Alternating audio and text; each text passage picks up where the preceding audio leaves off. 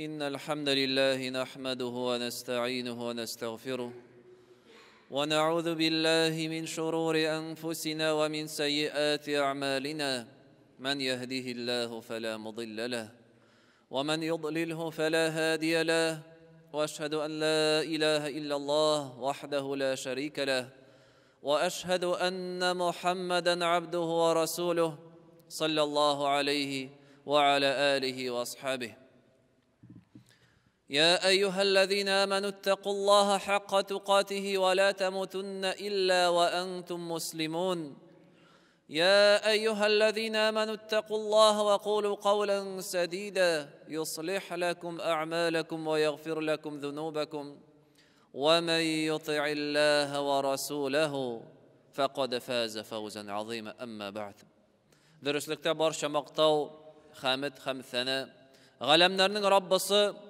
xo'jasi ham tarbiyachisi Allah subhanahu va taolagagina shahadat kitaram Allohdan boshqa g'ibodatga loyiqli haq ilohi yo'q ham Muhammad Abdullah ularning so'nggi elchisi ham payg'ambari Allah subhanahu va taolo bizlarni bu dunyoga keltirdi buyuk bir maqsad bilan ana tanib ana zo'rlab ana g'ibodat qilib yashasınlar uchun ham Qur'onda aytdi وَمَا خَلَقَتُ الْجِنَّ وَالْإِنسَ إِلَّا لِيَعْبُدُونَ Min jin hem kişilerini mina baratik g'ibodat qilsinlar uchungina bu dunyoga keltirdim dedi.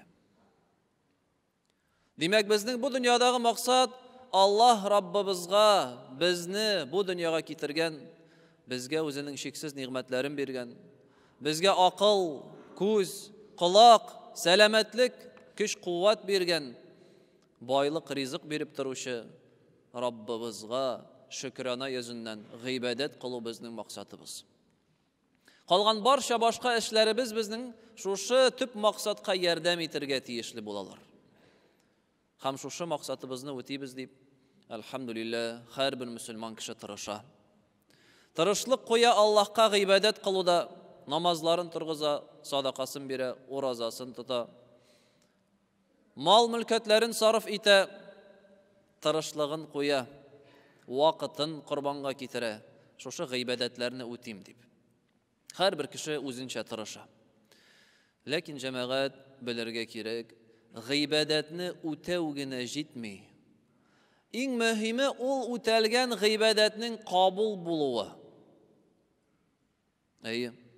Biz ishlaymiz, tirashamiz, ammo lekin Alloh subhanahu va taolo qabul etmasga mumkin kishining tirishligini, kishining amalin, kishining ishlarin, sarf etgan mollarin, qurbon etgan vaqtlarin qabul etmasga mumkin. Ham kishining butun tirishligi boshqa bo'la. Biz biribizda tilamaymiz buni albatta. Har biribizda Alloh Rabbimiz yanına qaytqash, Allohning rizoligida bo'lurmiz deb, jannat baxshalarına kiribmiz deb, shu qilgan izgiliklarim menga foyda keltirirlar deb umidlanamiz. Ham şuna da dinimizde bizning belgilangan iki şart g'ibodatning qabul bo'luvina. G'ibodatning qabul bo'luvina iki şart. Shularning birinchisi ul ixlos. Ixlos ya'ni qilgan amalingni, g'ibodatingni ishlaganda sen baratik Allohning rizoligin umid etibgina ishlaysan. Butan bir nindi maqsad kerak tugul senga bergan sadaqangning, tutgan ro'zangning, qilgan izgiligingning kishiga yordam etganda senga baratik Allohning rahmatigina kerak. Allohning rizoligi ham Allohning ajr savobigina. Bu ixlos deb ataladi.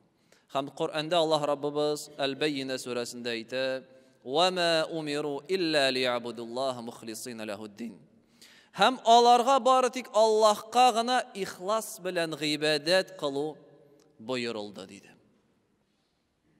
Allah Rabbimiz bizga buyurdi, har bir g'ibodat amalimizni ixlos bilan o'targa.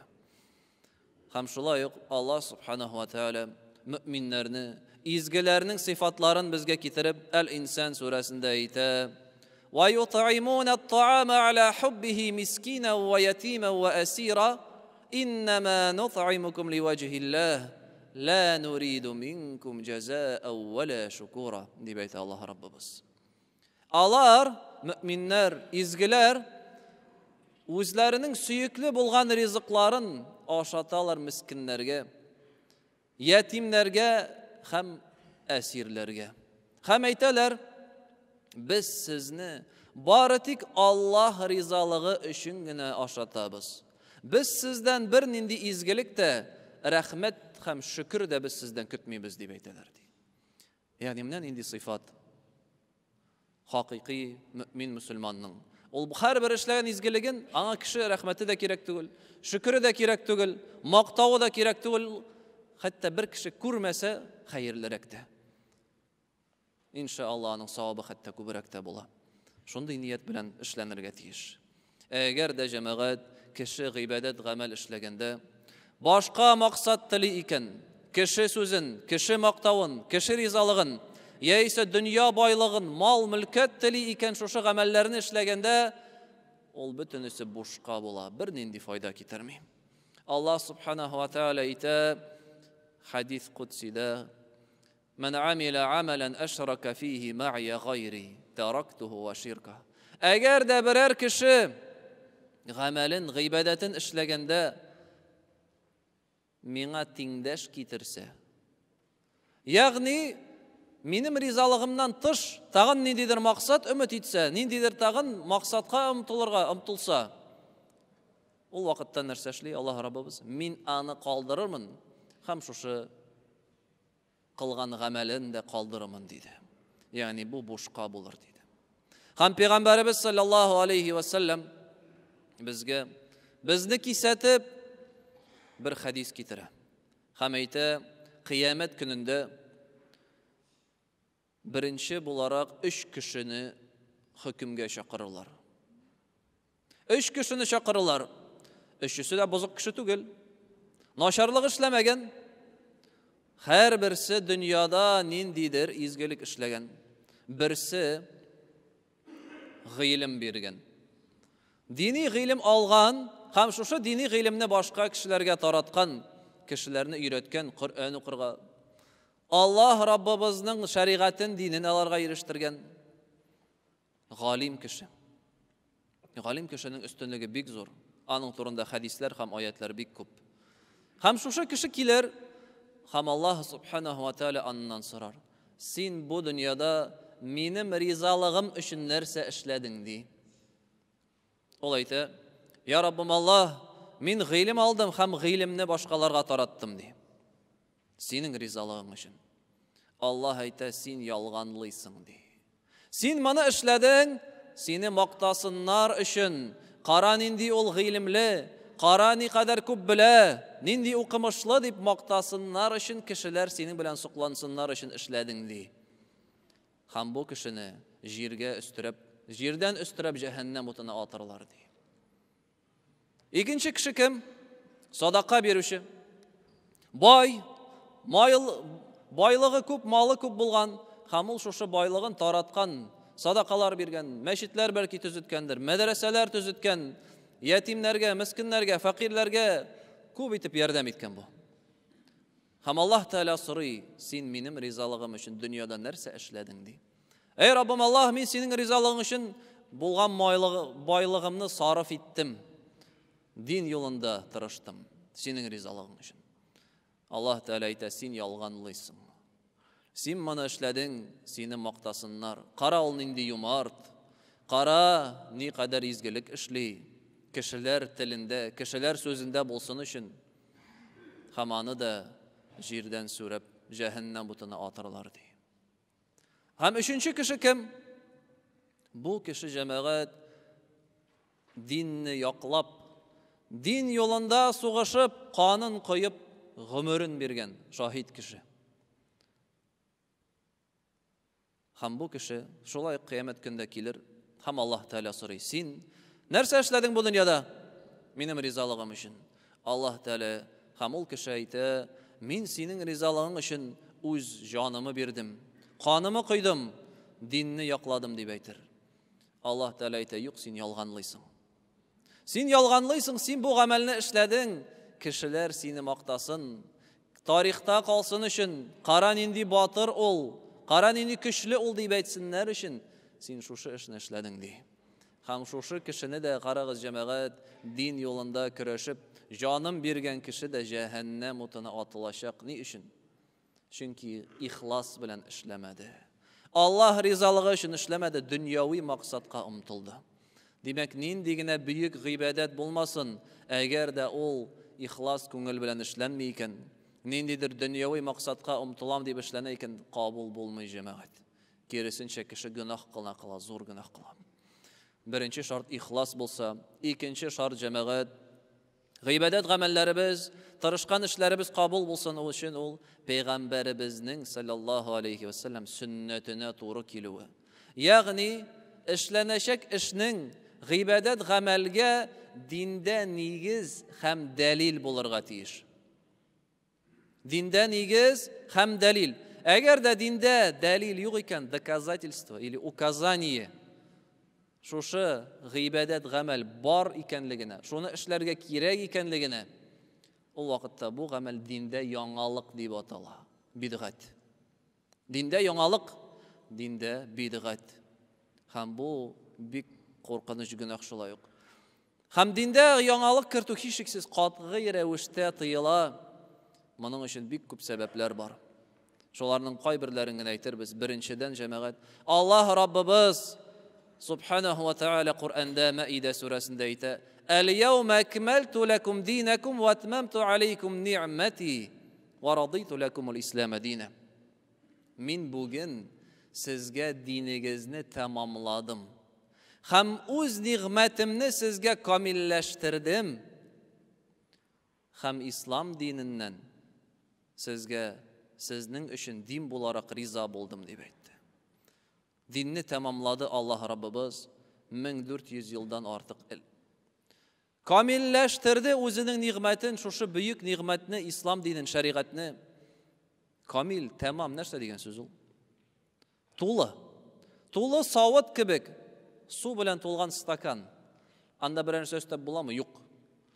Анда артык бер нәрсә кертеп булмый. Һәм дин дә җәмәгать тулы. Анда бер нәрсә өстәргә дә ярамый. Һәм анда бер нәрсә киметергә дә ярамый. Ул совершенный дин. Камил дип әйтте Аллаһ Раббыбыз Субхана ва Тааля. Яңалык кылган кеше нәрсә эшли?